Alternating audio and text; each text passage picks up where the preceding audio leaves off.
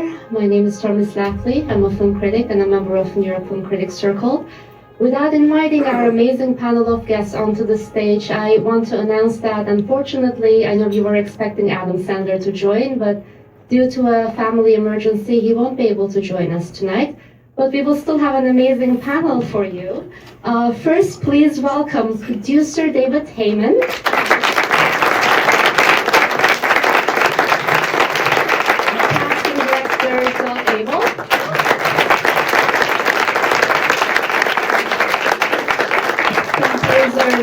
Britell.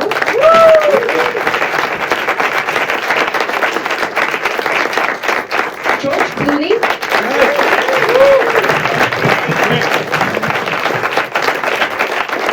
And writer, director, and producer. Please welcome Laura.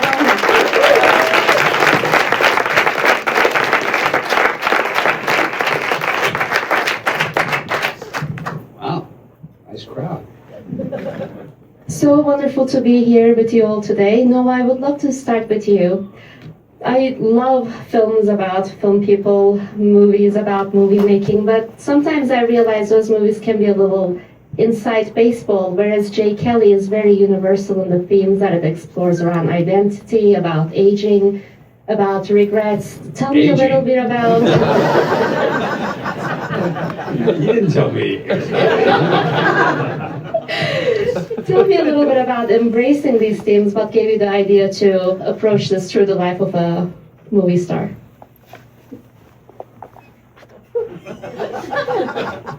Well, I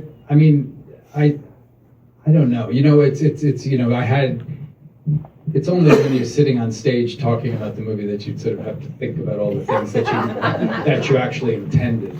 I mean, part of it was like, it would be great to shoot a movie in Tuscany.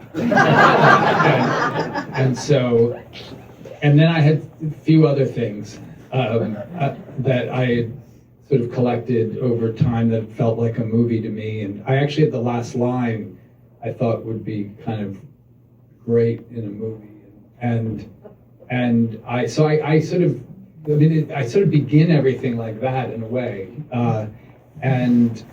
And then, you know, and then I brought Emily Mortimer into it with me because I felt like I had a lot of things that felt like alive to me, but I wasn't totally sure what to do with it. And I was telling her about it, and she was so smart and funny, and as she is, and I felt like I was smarter and funnier talking to her, and so I asked her if she wanted to write with me, and then so we then like a year later we got the script, and so then of course, you know, you reverse engineer the meaning, but I think of course what was interesting to me about making a movie about an actor and a movie star who was having a kind of crisis was a way to sort of address those themes, because it's so built into it's built into his job, it's built into what an actor is and how we, you know, what acting is for all of us, you know, in our lives, and so I then those themes start to become alive while you're writing it, you know, and then making it, you discover other things, you know. Maybe I guess I did mean that, you know. I mean, that's what's great is like if you really tell the story well, I think then suddenly it has more meaning than you ever intended. You're much more profound than you actually are. Yeah, and I mean, it's true. It's not. I don't mean that false modesty is like that. There's nothing false about your modesty. Yeah, thank you.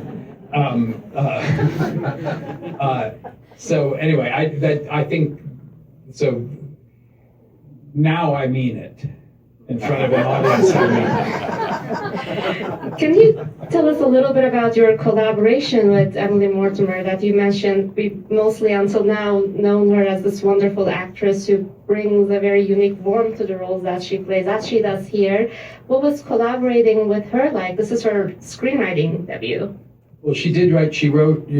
She did a show called Doll and M, which people have seen, which is brilliant. And then she did Pursuit of Love for Amazon, which is wonderful. And but I think it was true when I first collaborated with Greta. I I'd never read anything that she'd written. I just felt like she was a writer. I just felt like she was, then once I got to know both of them, I realized, oh, they've written these things and they've been thinking as a writer all this time, but they felt that like they would just be great. And it's just a feeling, it's just something. It's like, why do you become friends with somebody? It's just like, it's a feeling. And like any great collaboration, there becomes this other, like a third thing between the two of you that is sort of, that would never exist if it wasn't both of you. Each of you could do something, your version of it, but the two of you together do this other thing. And I think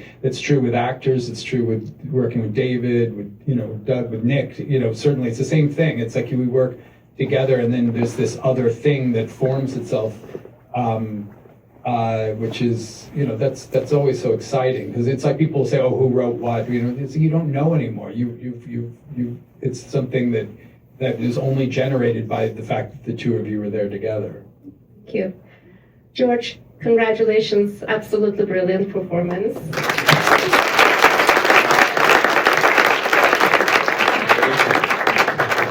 He doesn't want to hear that.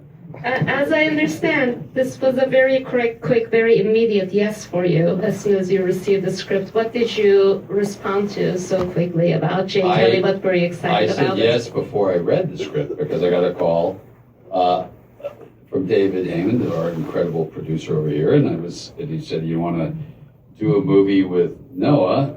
And I said yes. And he goes, "Do you want to read the script?" I go, "Okay, I'll read the script, but I'm going to do the movie because there are."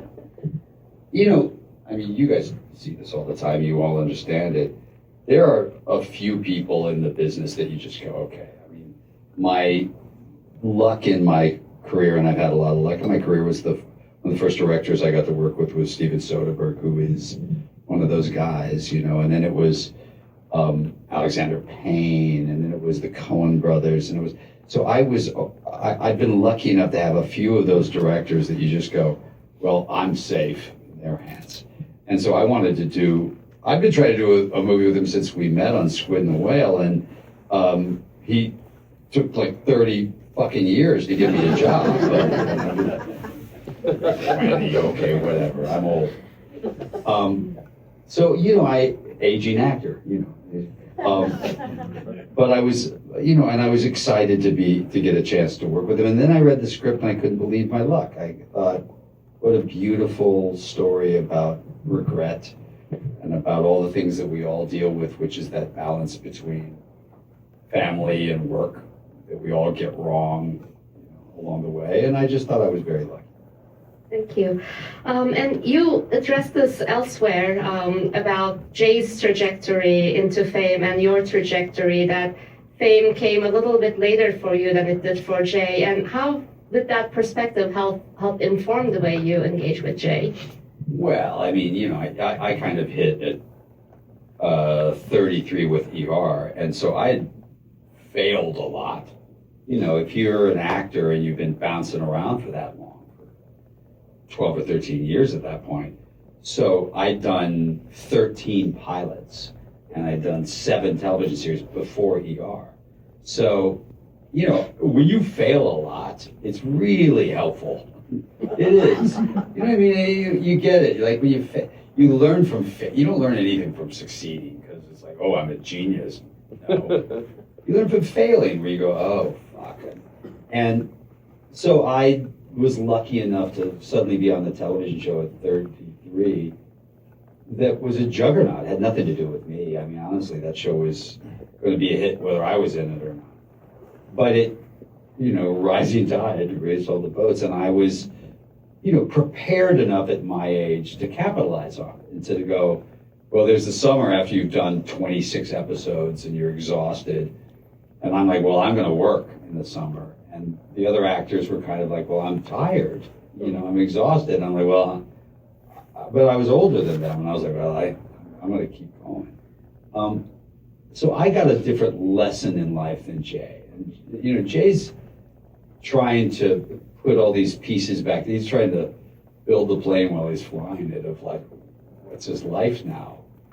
I was really good friends with Norman Lear, if you guys remember, and he was 101 years old. And I mean, we would go to dinners at 101. He would go, and he would always put these people together, be like prime ministers and singers and shit. And he would go, can you imagine all the billions of things that had to go right for all of us to be here? And I feel that way about all of us, by the way. I really do. It's like that we could all be here tonight in this thing. It requires so many miracles along the way. So my career and my life, I was able to, fail my way through things until things started to succeed, and you were able to handle success much differently. And I think Jay, the character Jay, got successful early and surrounded himself with people that he paid to tell him how smart he was, to tell him how good he was, and that always comes back to get you. I was going to say, I tended, in a lot of my movies, I've written characters who have defined themselves by their sort of lack of success, or their perceived lack of success, that they're not the person they thought they might be, and that has defined them in some way. And it was something I actually realized while making the movie, that it's sort of the same story, but with success. Success is its own barrier between you and yourself. It's another way to define yourself externally and not deal with the person you may or may not be. And so, when you were talking about failure, it just made me think. That's right. Nicholas, thank you so much for this wonderful film score. This really took me back to a time where I used to buy all the soundtracks I could think of, just so I could relive the emotions that I felt while watching the movie. Yeah. And this really captures that old-fashioned feeling of a film score with the ups and downs of life. So tell me a little bit about your approach to it. What were your priorities?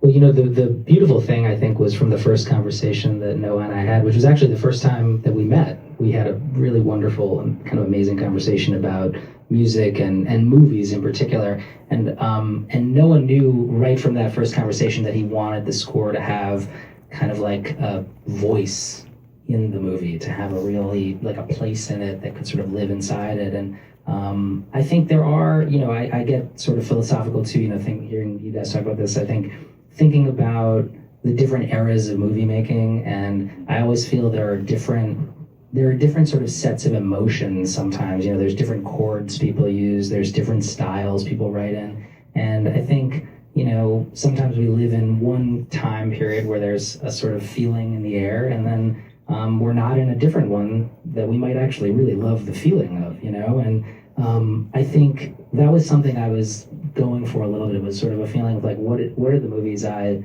loved growing up, that were even before I grew up, and different chords, different feelings, that kind of thing. So there was a sense of like a love letter to cinema inside this movie, and I think it was part of the DNA of the whole score, even down to the way we recorded it, actually.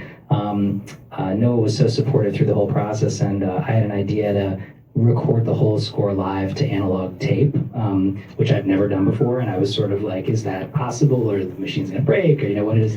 And it's possible. You have to find the right machines and the right engineers to do it, but we took a risk and recorded it all to analog tape. And I think there's like a sound quality, there's a complexity to the sound that you get, which is the exact analog, I think, to shooting on film. That you sort of don't exactly know what it's going to do, but when it does it, you're so excited by it.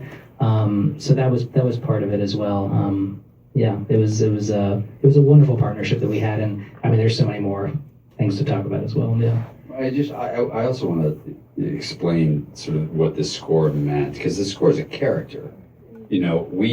When we shot the last scene in the movie, first of all, I didn't know he was going to use my own films in the film, because what a disaster that. I have a lot of bad hairdos. But when we were shooting that, and what's in that, the film you see is the first take, because it was sort of arresting to see yourself age on film. Yeah, that is George watching that for the first time. Yeah, it was weird. In the movie, and saying the line at the end. But what's fascinating about it is that we were also playing the score.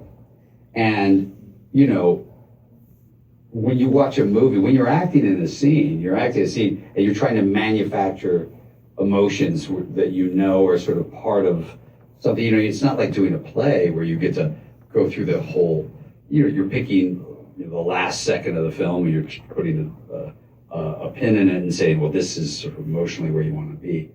Well, all of that just gets thrown out the window when, you know, you're watching footage of yourself age, and all of a sudden this insane score comes up like Cinema Paradiso. You're like, oh my God. And, you know, it's insanely emotional. So, you know, it isn't often that a score is a character in a film. And this score was a character in the film.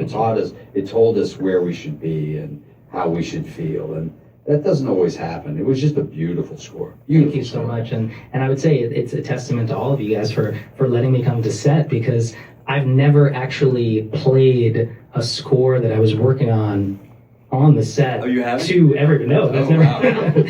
You know, even if I had ideas early on, usually, you know, we would sort of wait till post to play around with that. But to sort of be inside the movie and to play it for all of you was really special. Doug, this is the kind of movie, this ensemble is the kind of ensemble that makes me very happy that casting is now an official category at the Academy Awards. I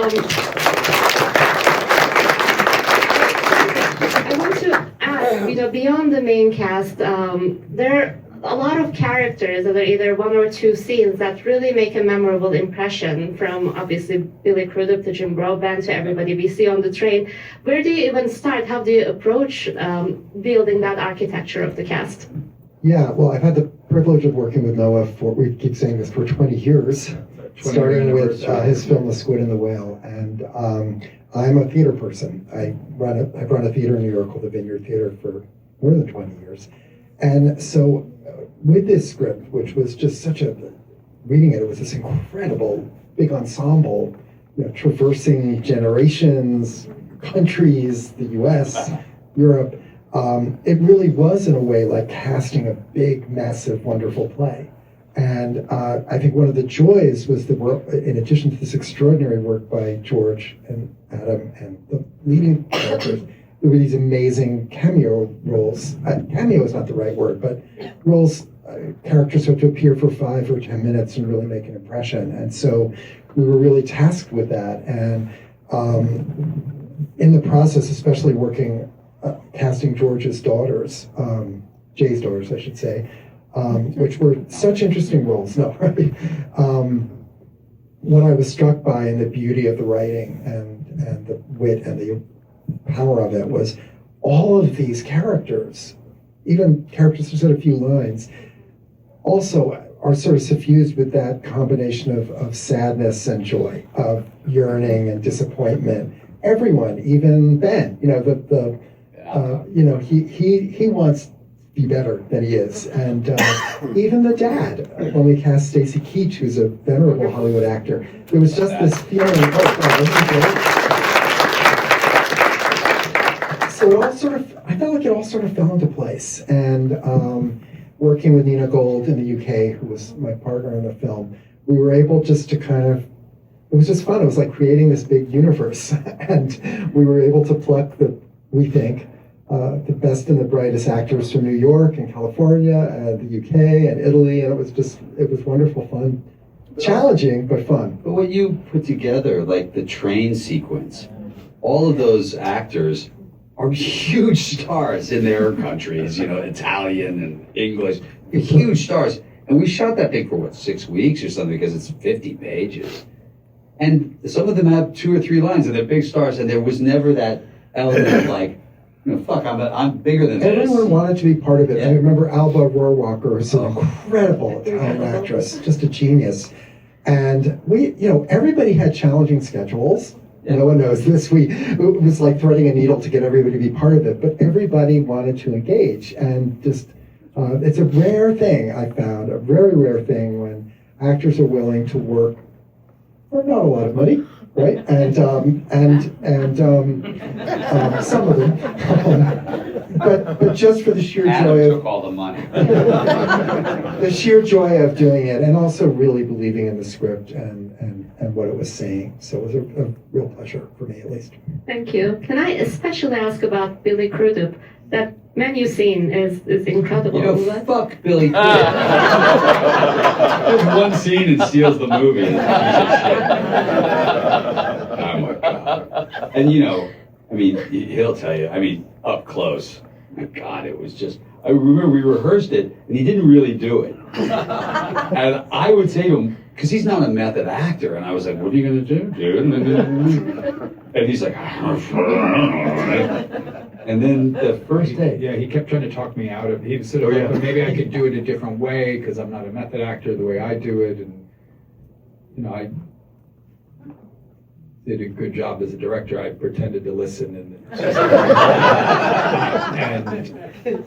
and then it just never changed. And so he had to do it. And then not only, I mean, it's not just what you see in the movie. I mean, he actually did it repeatedly. I mean, you know,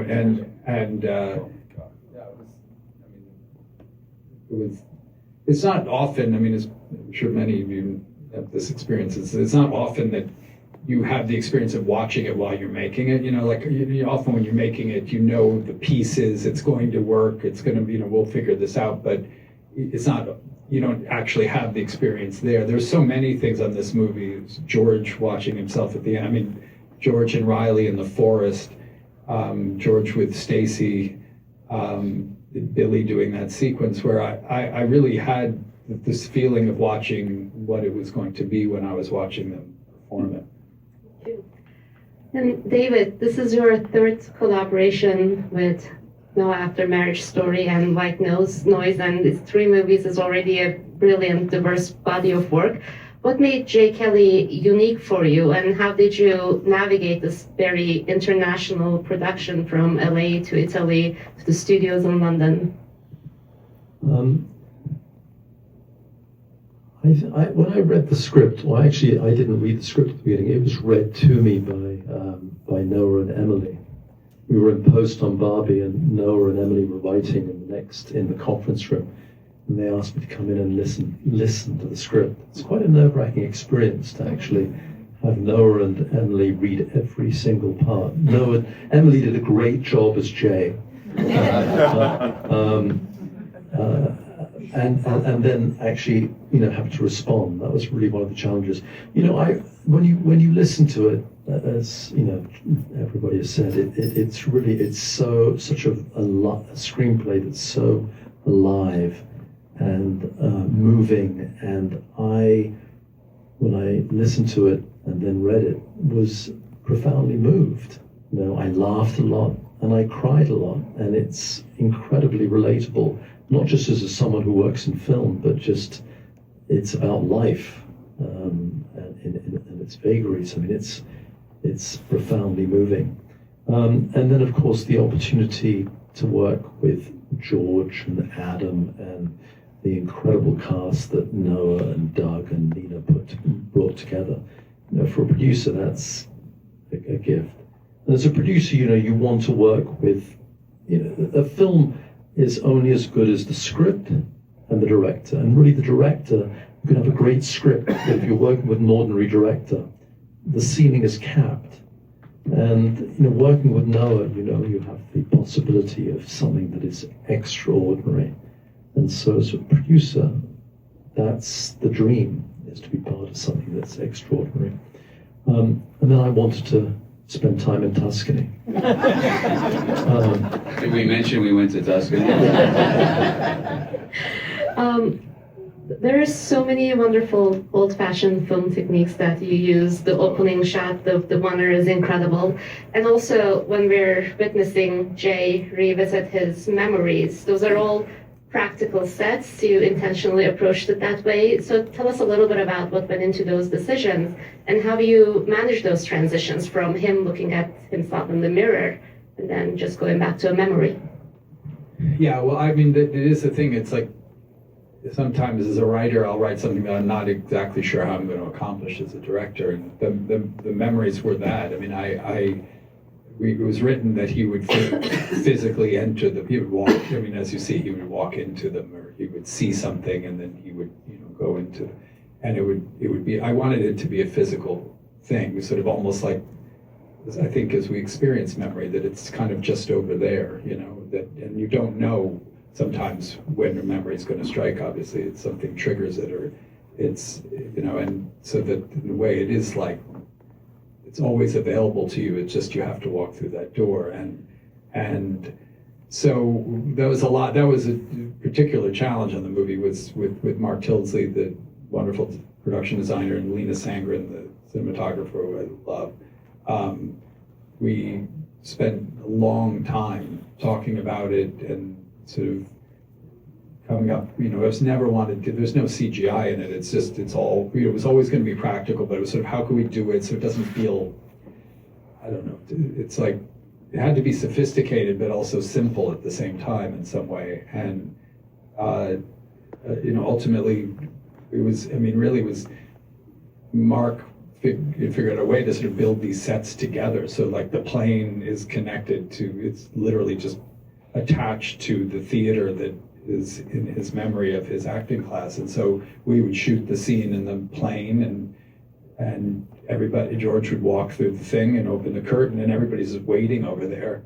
The young Jay is waiting to start his Chekhov, and you know, and then we would just shoot all of that. And what was sort of also, I mean, it was, what was, again, it was this sort of thing of like on the set we were having some version of the experience because it was actually just happening, and which was great. And also watching George, which was so interesting to me. I mean, I don't think you know how you did it. I don't know how you did it, but you know, he's like, he's sitting in the plane, and he's Jay Kelly, and he's got his glasses, and he's sort of, you know, glib with Ron, you know, are you running to something? And from the, yes, you know, and he walks in the thing, and he goes back, and then he sees his young self. And again, it's all in the same take. It's not, we didn't shoot these different days, we didn't do anything different, there's no makeup difference. But when he watches his young self, he feels like a different person to me. I mean, there's something transformational about his expression and his, you know, he's, you know, again, plug yours, he's like an older man looking at his life. He's not the movie star anymore. He's a human being. You know, I was the 2-time sexiest man alive.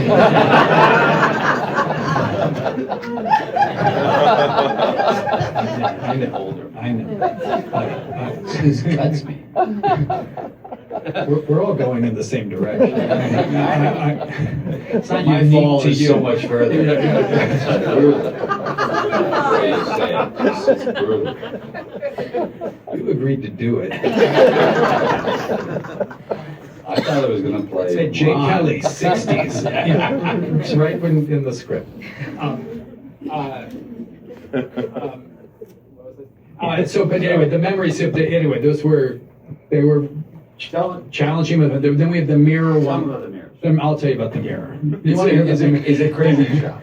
So then there's the one when he goes into the bathroom in the train, and he's, you know, and he's saying Jay Kelly, and then so he goes down to wash his face, and he exits frame, and then the camera moves around, and we see Daisy and her friends running, and that's a sort of constructed platform outside the thing.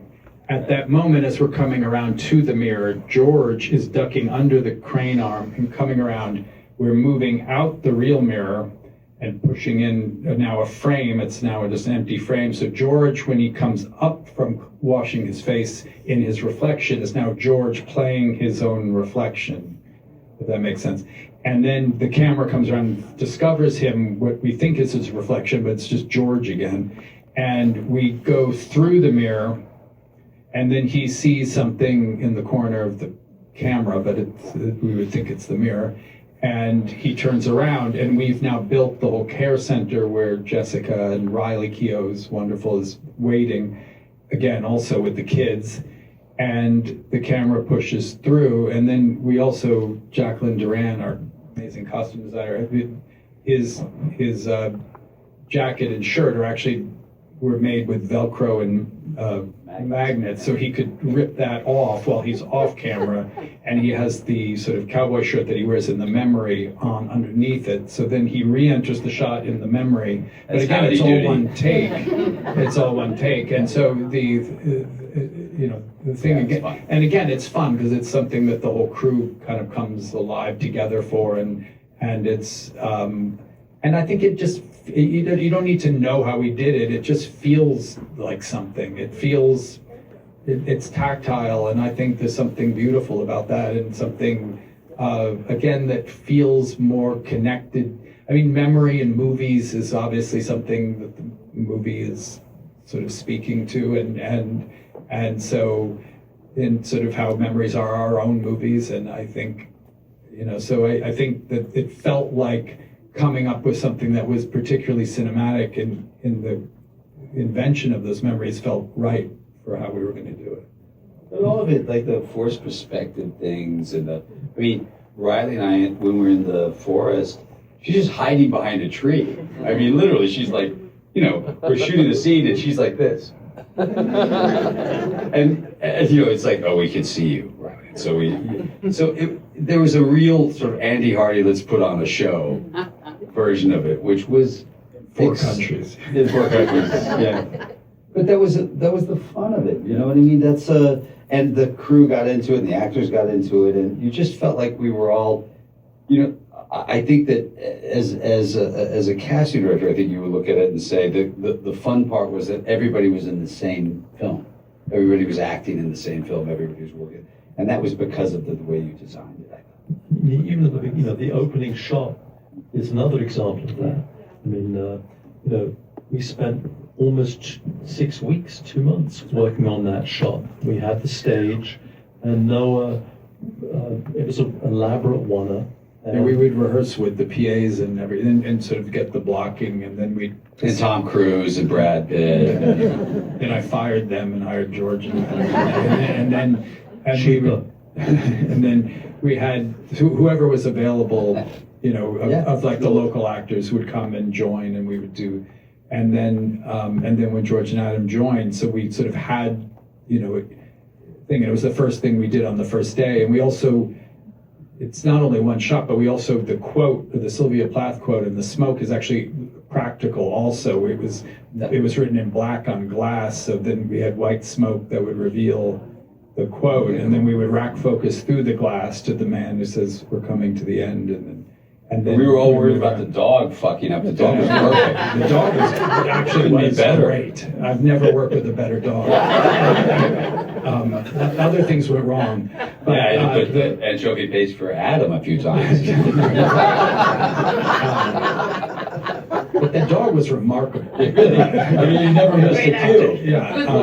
But it was a great way to start too, because everybody kind of, again, it's that thing like Sidney Lumet always talk about, the first thing he would do in a movie is he would shoot something he knew he wasn't going to use in the movie, like an exterior of some building or something, and then he would just do one take and say, okay, moving on. And that would get everybody to be like, oh shit, we got to really focus on this movie. This is the same concept, and then the opposite. It's like we're going to do, 50 takes of something, but everybody has to be, we're going to do it in one, so that everybody, has to kind of really stay in it. It's a 12-page shot, and it's the first day of shooting. I mean, my God, and all of us are like, holy fuck, and you just don't want to be the person that screws it up, right? I mean. That's why we were trying to get you to play the part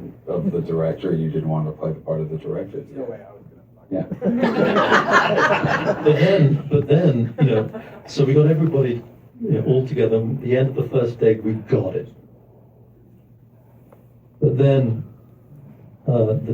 we found out that there was a problem with the lenses, and it was all soft. So we had to come back the next day. Oh. But that was kind of great, because then everybody was like, the fact that everyone was so excited to do it again and not angry at me was really nice. You were angry. Come on. Well, you hit it, but I'm a professional. Thank you. Yeah, you were. I think unfortunately we're out of time, but I want to bring up 2 lines that really, really resonated with me in the movie. One of them we talked about, all my memories are movies. The other one is movies are pieces of time. As both people who are in movies and people who love movies, I'm wondering how those lines resonate with you. Maybe we can take brief answers starting with David.